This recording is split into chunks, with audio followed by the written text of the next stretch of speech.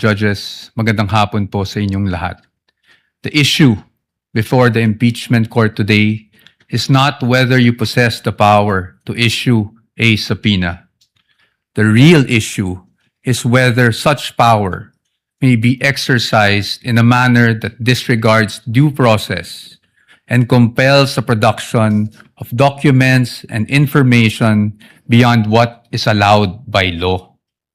Your Honors, jurisprudence provides that for a subpoena to be valid, it must comply with twin requirements of 1, definiteness, and 2, relevance. Ibig sabihin po nun, dapat particularly described po ang nasasaklaw ng subpoena at dapat may direktang kaugnayan sa ginagawang paglilitis.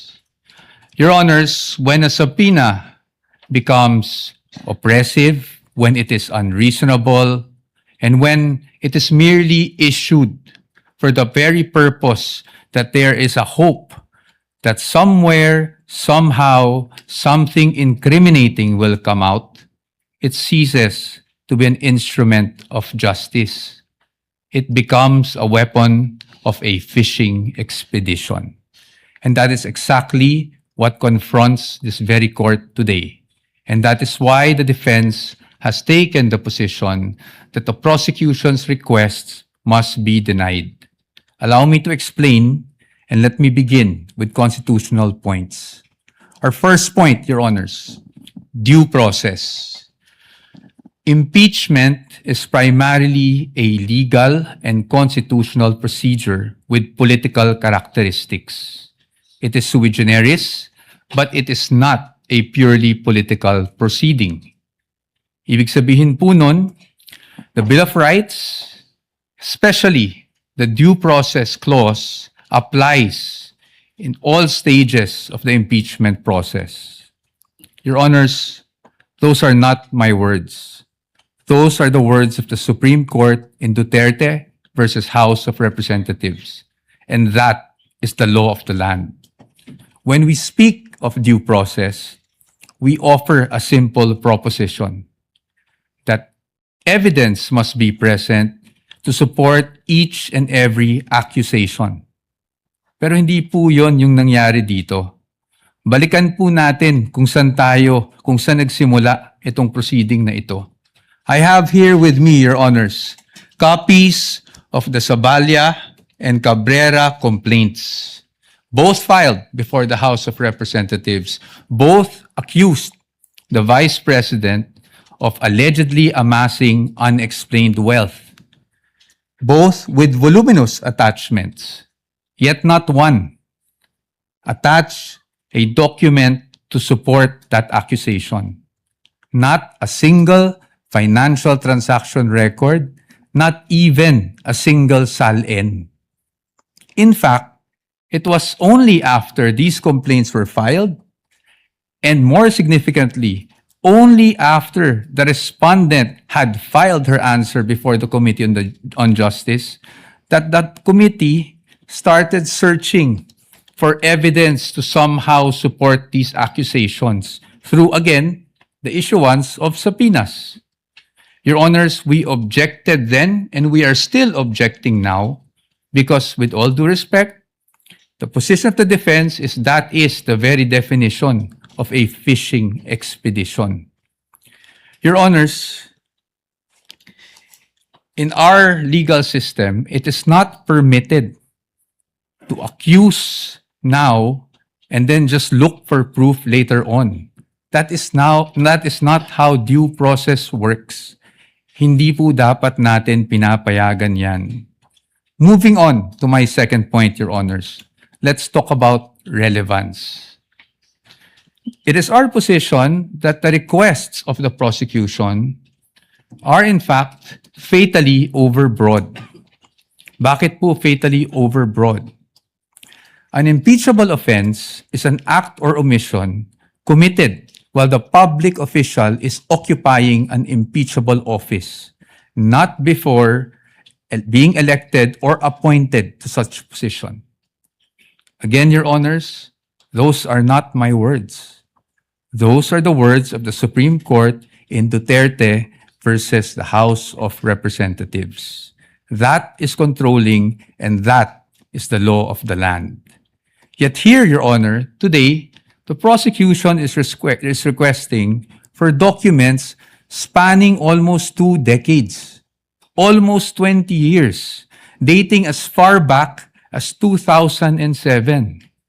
Your Honors, it is a fact na noong 2007, ang respondent ay vice mayor pa lamang. Definitely not an impeachable office, Your Honors. How is that relevant? It is the position of the defense that it is not. In fact, what that is an unlimited search throughout a person's financial history. That should not be allowed. Your Honors, if a subpoena is not narrowly tailored, it is oppressive. For these reasons alone, we are of the position that the request should already be dismissed. Nonetheless, if the impeachment court were to extend its utmost liberality, which the prosecution have asked for in their memorandum, we'd like to point out, Your Honors, that Congress itself, the Senate and the House of Representatives, enacted laws that specifically prohibit the disclosure of these information that the prosecution is asking for now. Let us go through them one by one. Let's start with RA 9160 as amended by RA 11521, which is the Anti-Money Laundering Act.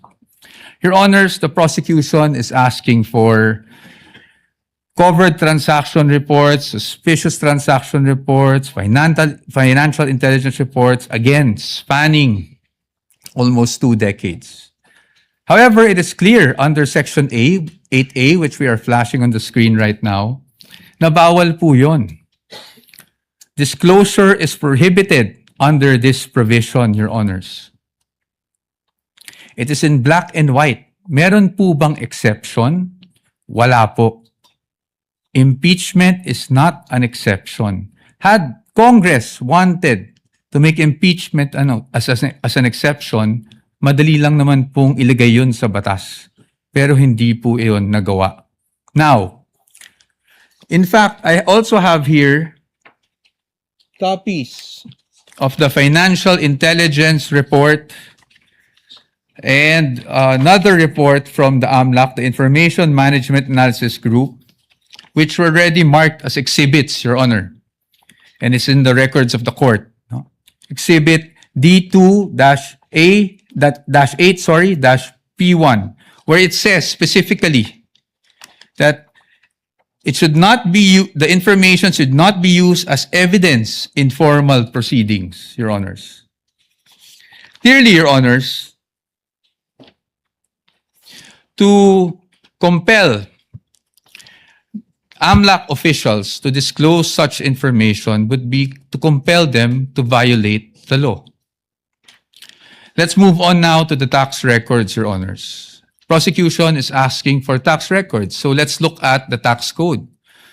Section 270 of which criminalizes disclosure of taxpayers' information. Meron po bang exception sa batas na ito? Meron po, but it is limited. Kasama po bang impeachment? Hindi po. That is very clear. Again, Congress wanted to put an exception for impeachment. They could have easily done so, but they did not.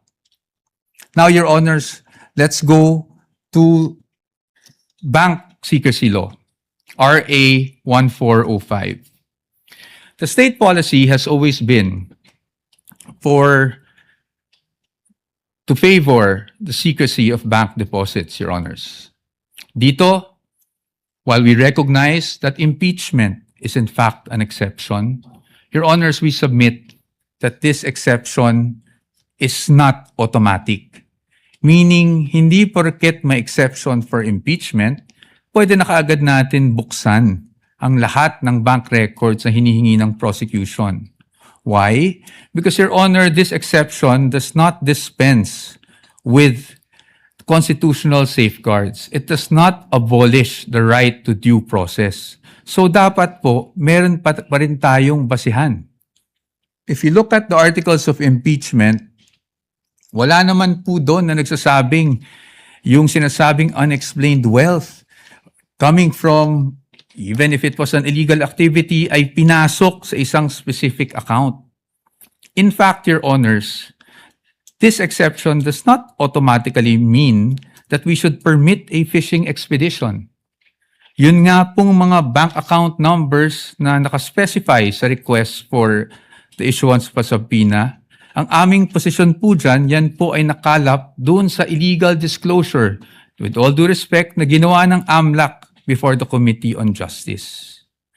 And then, Your Honors, they're also asking for the bank records of the spouse. Your Honor, the spouse is not an impeachable officer. And therefore, the spouse is not covered by this exception. Again, Your Honors, we should not allow this.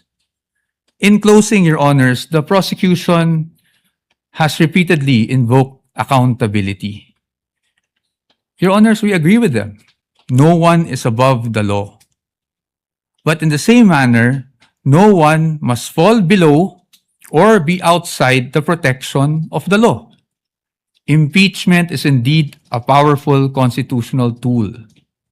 But Your Honors, impeachment is not a magic word or a magic wand that one can just wave to transform an illegal act into a legal act, to transform unlawful access to lawful access.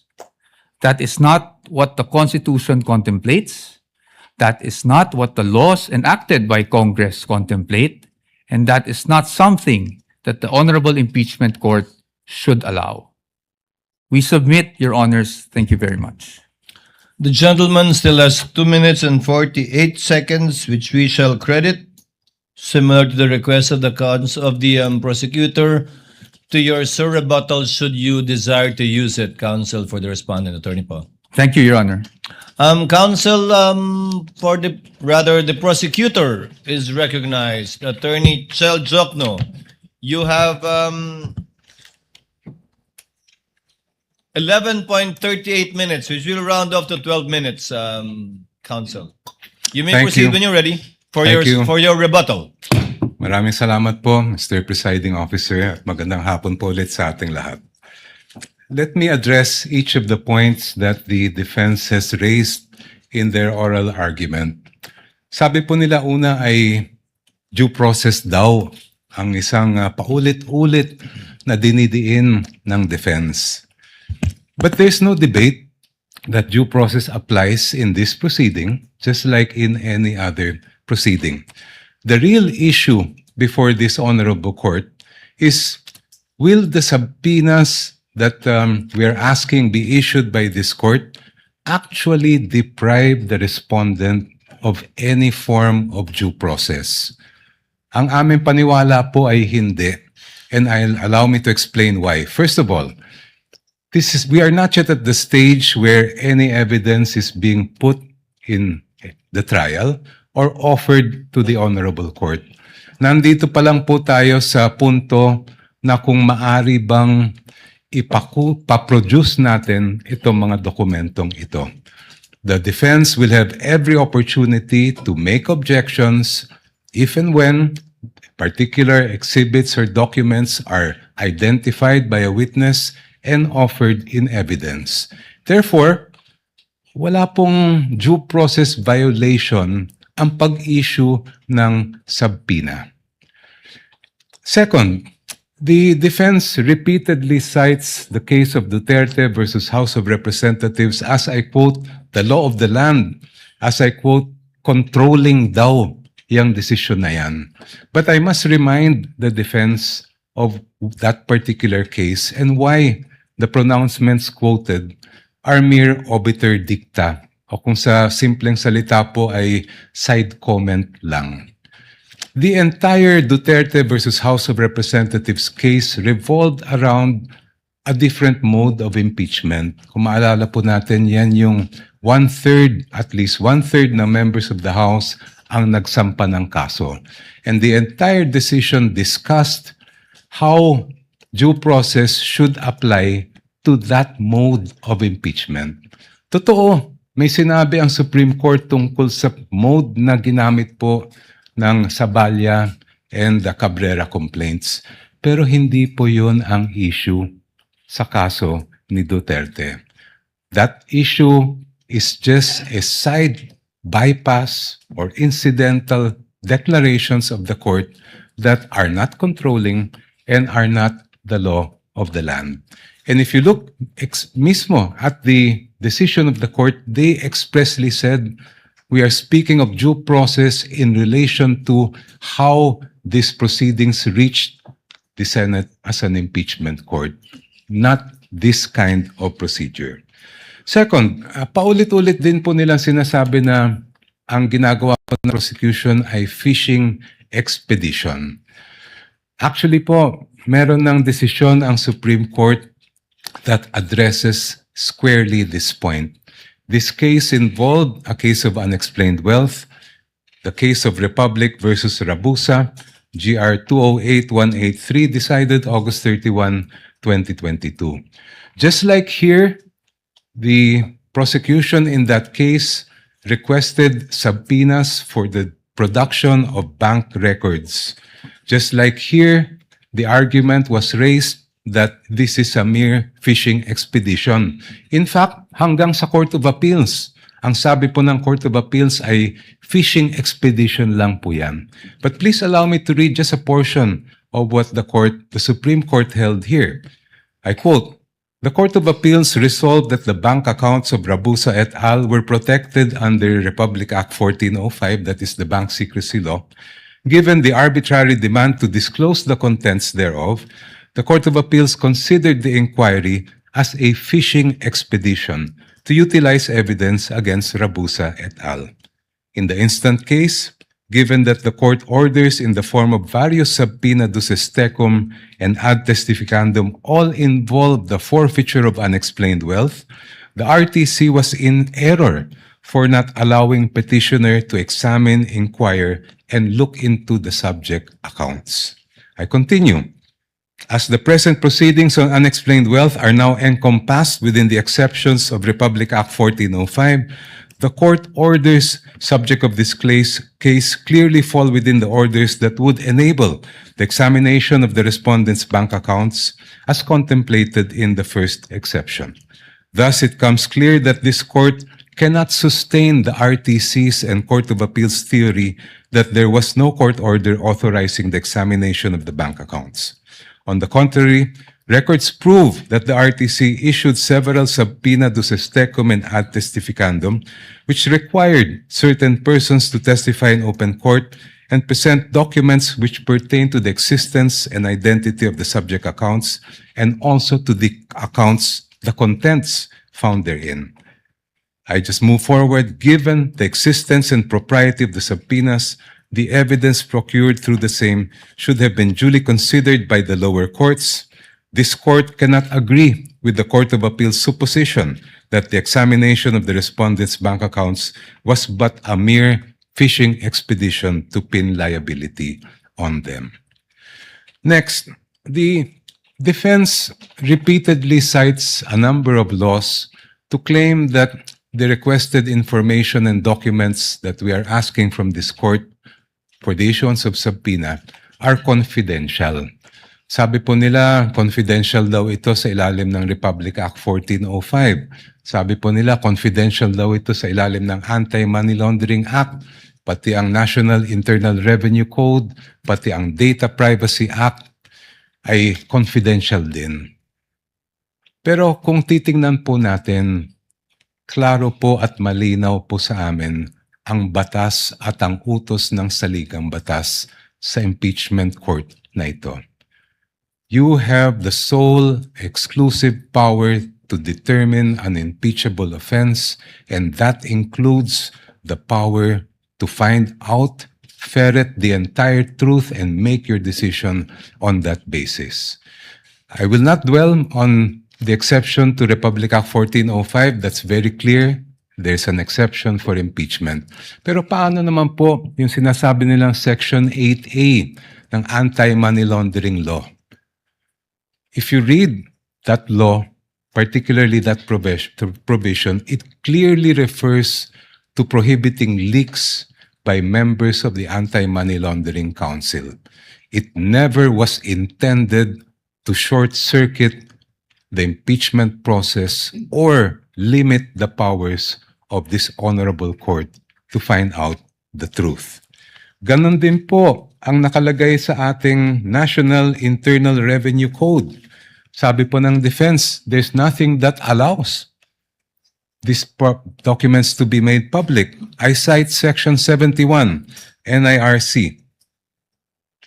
After the assessment shall have been made, I'll just move forward. The returns, together with any corrections, shall be filed in the office of the commissioner, and I quote, and shall constitute public records and be open to inspection as such upon the order of the president. And in fact, during the Corona impeachment trial, the president at that time did order, and that is why this court admitted the BIR documents. Your Honors, madaling sabihin na confidential ang ilang impormasyon at dokumento. Madaling magturo ng batas. Pero ang hinahanap po ng impeachment court ngayon at sa mga susunod na araw, linggo at buwan ay ang katotohanan at ang layunin ay makamit ang pananagutan. Confidentiality, Your Honor, should not be the prevailing principle in this proceeding.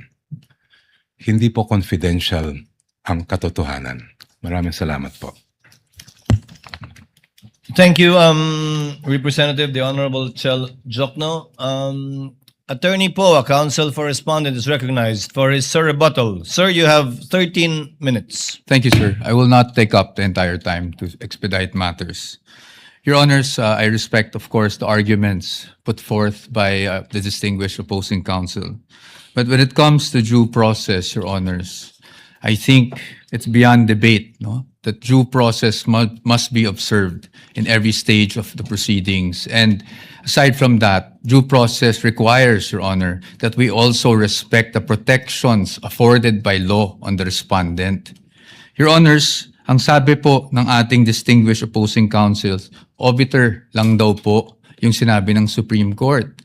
But Your Honors, nung sinabi ng Supreme Court sa Duterte versus House of Representatives na ang impeachable offense is an act or omission that is committed by a public officer while occupying an impeachable office, hindi naman po siguro pwede doon lang sa yung one-third mode gamitin yung ganong definition, pero pagdating po sa ibang mode ay hindi na po applicable yung ganong definition. Your Honors, in fact, in that decision, which I failed to mention earlier, sinabi rin po that the acts or omissions must be done in relation to the office. Kasi yun nga po ang purpose ng impeachment. Next, Your Honors, yung sinasabi na dapat kahit na may mga prohibition sa batas, pwede pa rin nating masapina para ma-examine. Your Honors, it is the wisdom of Congress kaya po may ganung mga prohibitions against disclosure under the law. Kung papayagan po natin that a court process, even an impeachment court, can issue a subpoena to thwart those provisions, it's as if, Your Honor, we are doing judicial legislation here because a judicial issuance can easily repeal for the time being that provision or at least suspend, Your Honor. Maybe not repeal. Properly, the proper word might be suspend that provision of law. I've never heard about that, Your Honors. And then, lastly, Your Honors, parati nating sinasabi rin, no? Two points. Yung nabanggit na Section 71. I agree po under the tax code that Section 71 provides that if the President orders, then nawawala na po yung confidentiality. However, Your Honors, even given that there's an order from the President, I think we should still think about the relevance para saan ba ine-examine yung mga dokumento? Hindi ba para sa impeachment proceeding? Hindi po namin sinasabi na kung sakaling nagkamali man ang Vice Presidente, kung sakaling may paglabag man sa batas ang Vice Presidente noon, ay hindi na pwedeng maparusahan. Marami naman pong paraan. You can file cases against the Vice President for those infractions, preterm infractions. Pero pag impeachment po ang pinag-uusapan, we are limited to what impeachable offenses are. And again, the Supreme Court is clear about that. Your Honors, there's also a repeated citation of the Corona case. But we would just like to point out that the Corona case was tried, decided upon way before Duterte versus HOR. And Your Honors, since it was decided before Duterte versus HOR, the Supreme Court was fully cognizant of what happened in the Corona trial. And yet, Your Honors, they imposed these guidelines. In fact, the line itself in the Duterte versus HOR is we clarify, I quote, we clarify the constitutional requirements of impeachment. At kasama doon yung nabanggit namin kanina on what constitutes an impeachable offense. And that is very clear. Marahil, sinasabi natin na yon ay isang obiter, pero Your Honors, paano po magiging obiter yon? Kung yun mismo ang itinakbo ng desisyon. The fact that the one-year bar was triggered was only the effect of not abiding by the due process clause of the Constitution. And lastly, again, Your Honors, we do not disagree with the prosecution in terms of accountability. Again, no one is above the law, but no one should also be deprived of the protection given by law, Your Honors. Thank you. Bago mag-recess ang mga senator judges para mag-usap sa caucus, nais kong sambitin sa record na binabati ko ang magkabilang panig, partikular si Congressman the Honorable Chal Jokno, ganyan din si Attorney Poa, sa isang mahinahon, malumanay, maginoo at magalang na diskurso at debate kaugnay sa may tuturing nating kontrobersyal na isyong ito. At inaasahan ko, yan din ang magaganap sa caucus at sa aming pagbabalik matapos nito. Senator Judge Alan Cayetano is recognized. Thank you, Presiding Officer. Very eloquently said. Before we go to our favorite subject, recess, the prosecutor was going to say something about Monday witness. Can we hear that? Because if I don't want to preempt, but can we hear that? Because if they're not going to have witnesses on Monday, I have a proposal. I'm sure they will. They were, in fact, on the verge of announcing it. No, because, Mr. President, this is what I wanted to say. We do need the caucus, but after hearing both sides, I really have many questions, and I think we should really dapat mahimay. But after hearing them, I think there's a couple of issues we will agree on, but I'd rather ask my questions on Monday. So if everyone agrees, then we can caucus but allow them to adjourn, no? Unless someone wants to ask after our caucus. We will hear the lead prosecutor. However, Senator Judge Cayetano, it is the predisposition of the presiding officer, given that we don't have any witnesses today to settle this matter and this issue today. That's it's my the only matter for yeah. us to discuss anyway. That's my point, Senator Judge, no? I'm reviewing the rules. Hindi naman tayo tatagal pag per legal issue kasi nakalagay naman not more than 2 minutes eh. So, meaning for example, for me, issuing the subpoena is not one issue. Whether the subpoena is to the VP or to her husband is two separate issue. Peso account or dollar account is a separate issue. Whether or not the company's accounts, etc., should be subpoena is a different issue. But for me to decide, I want to ask the prosecution and the defense about that. So medyo haba-haba talaga. To answer the Senator Judge, we have a precedent that I think, if I remember correctly, it involves the good gentleman himself.